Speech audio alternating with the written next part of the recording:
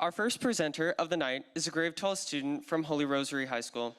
Tonight, many of you may relate to her, but some of you might feel as though she's speaking directly to you. Through the countless hours of work everybody put in, she was one of the people that really brought up the energy for the team. Please welcome Christina Smiley with the 5 stages of public speaking.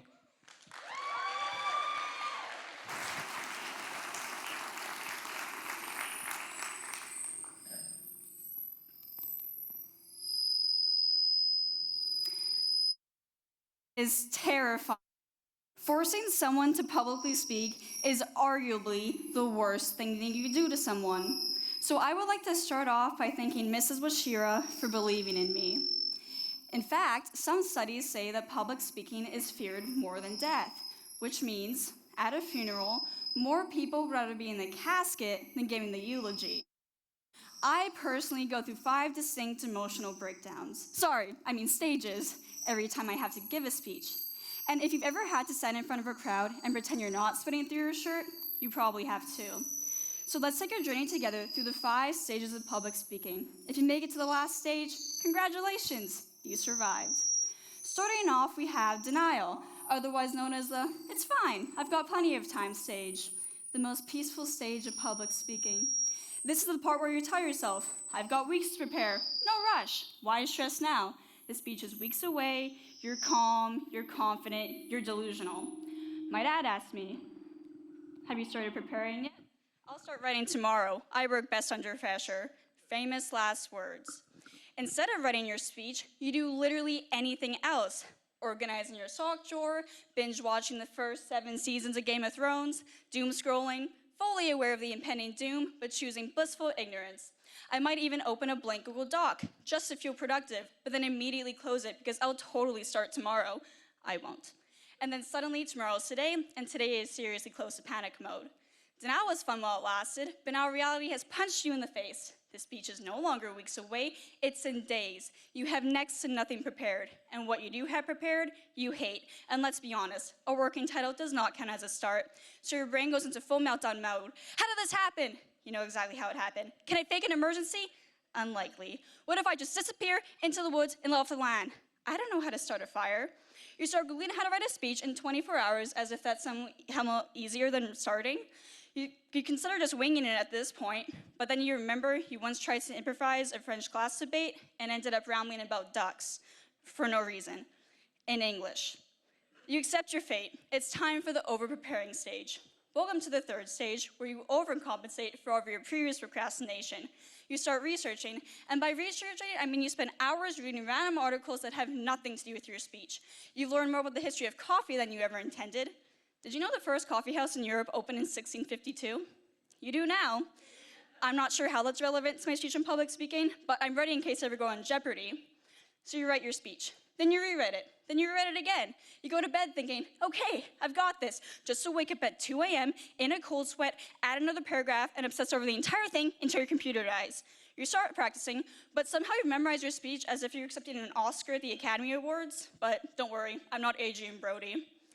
I like to practice in front of a mirror, which is just creepy eye contact with yourself. And then you practice in front of friends and family, and they stop making eye contact with you. You are so overprepared someone could throw a tomato at you, and you'd be able to adapt into "I hate is an illusion." You spent weeks, or days, on this, but you convince yourself it's still not enough. But the next stage is even worse.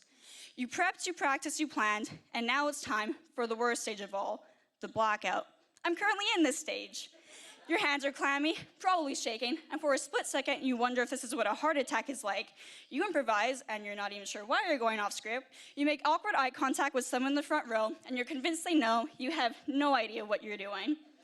Eventually, you hear your own voice, rambling, but it sounds like you're talking from a distant land that is completely incoherent. You realize you're still talking, on, but it's all a blur. Did I mention the coffee shop? Don't even know anymore. Your body is on autopilot, hoping your brain will catch up. You catch a glimpse at the clock and realize you still have 3 minutes of this. And yet, somehow you miraculously survive. You walk off stage feeling like you just emerged from battle, your heart racing, your body shaking. You're 90% sure you've got an entire section, but at this point, who cares? You'll have no memory of what you just said. People will come up to you and say, "Great job," and you'll just have to take the word for it because you have literally no recollection of the past few minutes. The one friend will say you looked really confident up there. They're lying, but you appreciate the effort. You'll feel 10 times lighter. The stress, the panic, the impending doom, it's all over. You could sleep for 12 hours. You could run a marathon. You won't, but you could. You finally understand what pure peace and inner happiness feels like. And the best part, you never have to think about this speech again until someone records it and posts it on YouTube. So, after surviving all 5 stages of public speaking, what lessons are we learning? The truth is, none of these stages are bad on their own. Denial keeps you sane, panic gives you motivation, over-preparing stops you from making a complete fool of yourself, or leads you down the Wikipedia rabbit hole of 17th century coffee shops. The blackout gets you through it, and relief reminds you why you chose to do this in the first place and maybe never again. When handled properly, each stage plays its part in making you a stronger writer and speaker, whether by forcing you to focus or teaching you to adapt under pressure. So instead of fighting them, embrace the nerves, the pressure. There's nothing like finishing a speech and realizing it wasn't so bad, that you could do it, and you did. Without these stages, you'd either never start, never finish, or worse, never learn just how capable you really are. And yet, even after all that growth, you'll still get a little dizzy and shaky. No matter how prepared you are, your voice will still tremble the second you start speaking. You get out of breath after getting maybe 5 words out, like you were fine 10 seconds ago, but now you sound like a goat on a roller coaster. If you can't relate, just listen to me talking right now. If your voice shakes, what must be shaking? Your body. And why do you shake? Because you're nervous. Your body is trying to figure out if it's time to punch someone or sprint off stage. It thinks you're in a life or death situation, so it floods your system with adrenaline, making you feel like you just drank 14 espressos. And since your body doesn't know what to do with all this excess energy, it tries to burn it off. That's why speakers often start pacing like a caged tiger in a zoo. But instead of pacing on stage like you're planning a prison escape, burn off the adrenaline off stage. Wim Hof breathing, 20 jumping jacks, 5 push-ups, or when you're like me and I can only do 1. I tried it out recently twice. And yes, maybe I did still shake both times, but they say 3rd time's a charm.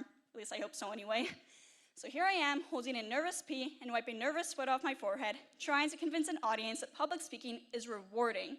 Because after all the denial, the panic, the over-preparing, the blackout, and finally the relief, you'll feel so stupidly good about yourself because you've proven you can do it.